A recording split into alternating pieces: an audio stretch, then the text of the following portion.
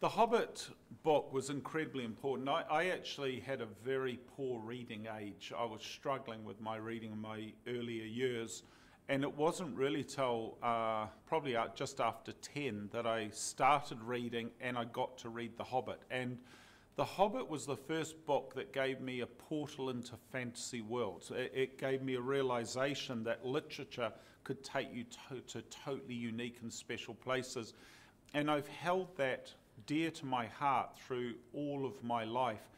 Therefore, getting to make this world or be part of the creation of this, getting to be part of the development of those 13 dwarves that I read about all those years ago, who I so desperately wanted to go on a journey with, has been beyond description, actually.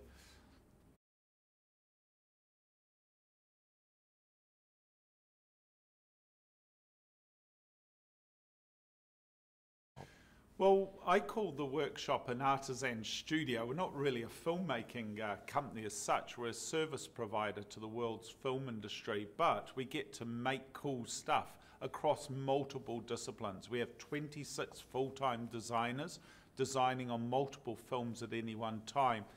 But then we also do armour, weapons, creatures, miniatures, prosthetics, props and costumes. And that is due to the fact that New Zealand has a population that are Jack and Jill of all trades. That means that they can tackle really any discipline. We've got very few specialists, but rather people that are willing to give anything a go and work across any field. So the same people that may be making prosthetics on one job may turn their hand to weapons or armour on the next job. And that means that for a relatively small number of people, we can achieve an awful lot of things in our production schedule.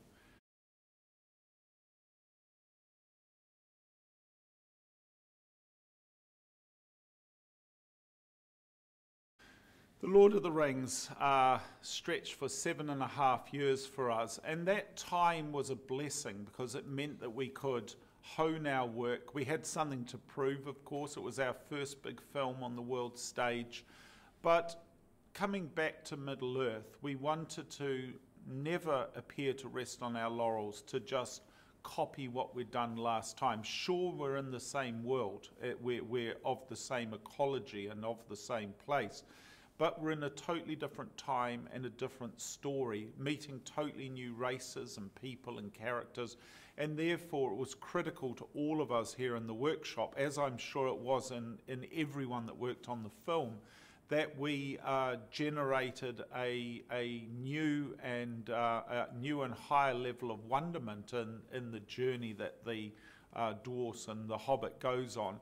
And that required new technologies, new ideas, new creativity that would lift our game and hopefully put something special out there for people to see.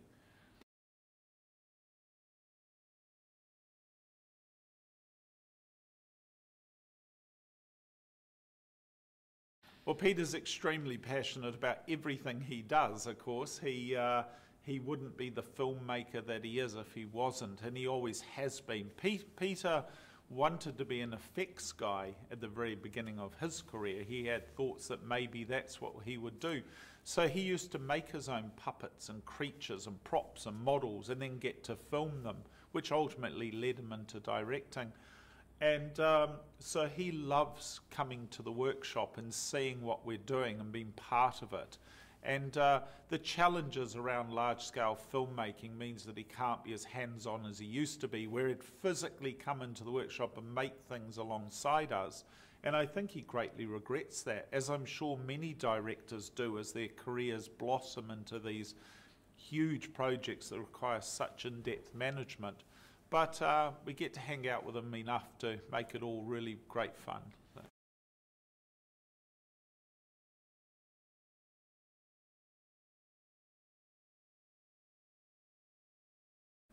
We've been very fortunate that Peter and Fran cast extraordinary actors. Now, that's both at an acting capability, but for us, ultimately, in our work here in the workshop, their acting ability is less critical to us than their character, than their tolerance, their willingness to go into something swathed in prosthetics and hair and costume that's been created by the various departments on the film. Because if you don't have that tolerance, if you don't have that strong character, it's going to wear you down and it's going to become unpleasant for everyone involved. But that's not the case. Thankfully for us and all the different people working on the film, this cast of characters have been amazingly embracing of everything that we've done. The coolest thing, of course, for us is that 5 of those members of the cast are New Zealanders. And the thought that some of the actors that we've worked with now for, you know, in some cases nearly 25 years, have now secured a beautiful lead role in this most amazing film. And that's something to celebrate here in New Zealand.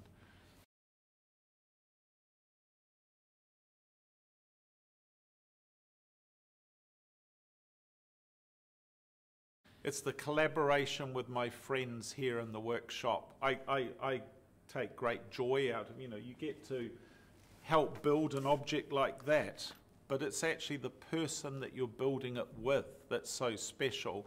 And the fact that after this many years we can still hang out together, come to work every morning, never have ill words, just get on and get the job done, but also have a great deal of fun celebrating in the fact that we still get to make things with our hands, that we still are able to use craft in the creation of our work.